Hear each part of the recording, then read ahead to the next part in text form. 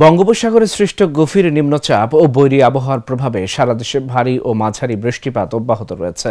বৃষ্টির কারণে ভোগান্তিতে পড়েছে নিম্ন আয়ের মানুষ। বৃষ্টিতে সৃষ্ট জলাবদ্ধতার কারণে বিপর্যস্ত জনজীবন। সারা দেশের প্রতিনিধিদের পাঠানো তথ্যচিত্রে ডেস্ক রিপোর্ট। বঙ্গোপসাগরে সৃষ্ট গভীর নিম্নচাপের প্রভাবে মোংলা উপকূলে চলছে ঝড়ো হাওয়া সহ টানা বৃষ্টি। বৃহস্পতিবার দুপুরে নিম্নচাপটি মোংলা বন্দর থেকে 735 কিলোমিটার দক্ষিণ পশ্চিমে অবস্থান করছিল। মোংলা বন্দরে 3 নম্বর স্থানীয় সতর্ক সংকেত দেওয়া হয়েছে। বুধবার রাত থেকে বৃষ্টিপাত শুরু হয়ে বৃহস্পতিবারও বৃষ্টিপাত অব্যাহত রয়েছে। বৃষ্টিপাতের কারণে বন্দরে অবস্থানরত 7টি বিদেশি বাণিজ্যিক জাহাজের পণ্য খালাস ব্যাহত হচ্ছে। বৃষ্টিতে সার নষ্ট হওয়ায় আশঙ্কায় সার খালাসের কাজ সাময়িকভাবে বন্ধ রাখা হয়েছে।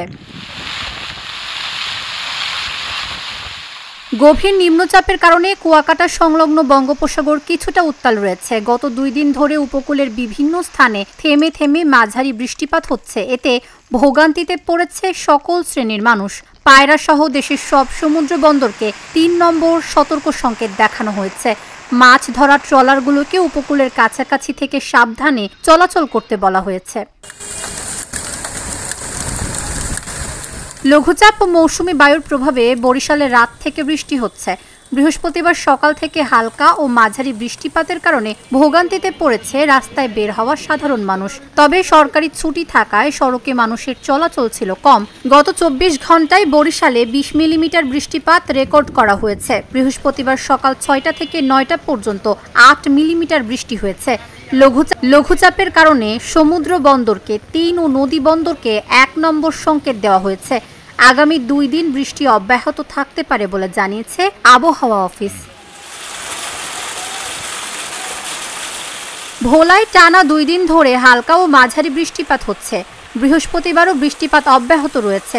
অতিবৃষ্টির কারণে জেলার বিভিন্ন স্থানে দেখা দিয়েছে জলাবদ্ধতা। গত 54 ঘন্টায় 83.7 মিলিমিটার বৃষ্টিপাত রেকর্ড করা হয়েছে।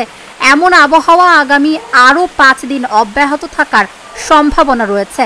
বৈরী আবহাওয়ার কারণে মেঘনা নদী কিছুটা উত্তাল হয়ে উঠেছে।